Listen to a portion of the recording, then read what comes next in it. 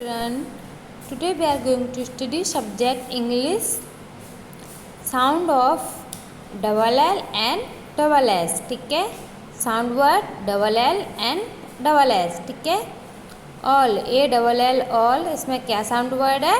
double L. Okay, इसको आपको ऐसे 2 टाइम्स रिपीट करके अपनी नोटबुक में लिखना है. ठीक है, से ऑल को ऑल.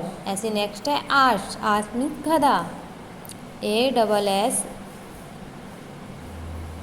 इसमें क्या साउंड वर्ड है? Double S. नेक्स्ट है role.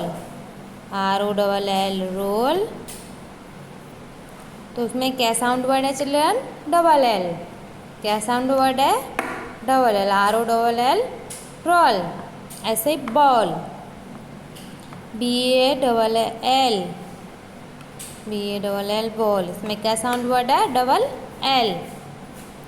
L E double S less. ठीक है, क्या साउंड वर्ड है? Double S. ओके, इन सभी साउंड वर्ड्स को आपको 2 टाइम्स ऐसे रिपीट करके आपको अपनी नोटबुक में लिखना है. ठीक है.